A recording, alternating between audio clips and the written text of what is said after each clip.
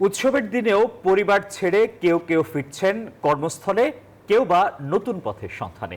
ঈদের আগের এই রাতেই শত শত প্রবাসী কর্মজীবনের তাগিদে আবারও পাড়ি জমান হাজারো মাইল দূরে। এমন কিছু গল্পের সাক্ষী হলো ঢাকা শাহজালাল আন্তর্জাতিক বিমানবন্দর। মুরাদ আক্তারের ক্যামেরায় বিস্তারিত থাকছে শাহরিয়ার কবিরের প্রতিবেদনে। স্বপ্ন বাড়ি যায়, কিন্তু কাউকে কাউকে সেই স্বপ্ন পূরণ করতে ছাড়তে হয় পরিবার, পরিজন, এমনকি দেশ। ঈদ উৎসবের রং যখন ছড়িয়েছে শহর থেকে গ্রাম, ঠিক তখনই ভিন্ন চিত্র হযরত শাহজালাল আন্তর্জাতিক বিমানবন্দরে। নেই আনন্দের রং, নেই চেহারায় হাসি, শুধু চোখের কোণায় লুকানো জল আর বুকে চাপা অভিমান। প্রবাসীরা ফিরছেন না, বরং ঈদের আগের রাতেই দেশ ছাড়ছেন।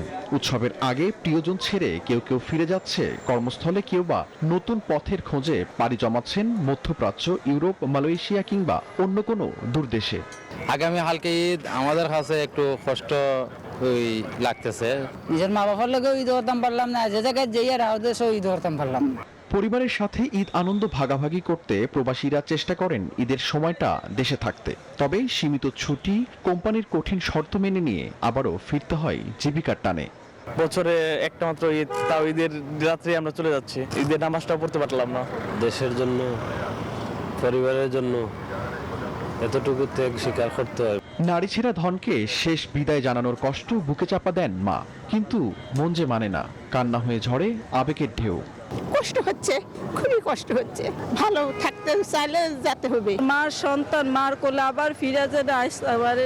ঈদের এই আনন্দঘন সময়ে চারিদিকে যখন উৎসবের আমেজ, তখন একজন প্রবাসীর সঙ্গী কেবল নিঃশব্দ চাপা কান্না আর একাকিত্ব। ঈদ মানেই খুশি, ঈদ মানেই আনন্দ, এ কথাটি সবাই মানলেও প্রবাসীদের জীবনে এর বাস্তবতা সম্পূর্ণই ভিন্ন। প্রবাসীদের ঈদ আছে, তবে নেই কোনো আনন্দ। প্রবাসীদের জীবনে ঈদ মানে বুকে শত কষ্ট চেপে রেখে হ্যাঁ আমি ভালো আছি বলা। শাহরিয়ার কবির, নিউজ 24, ঢাকা। বান্ডেল থাকলে প্রতি সেনমানিতে টাকা বাঁচবে। বিকাশ সেনমানি বান্ডেল কিনে জিতুন প্রতি লেনদেনে।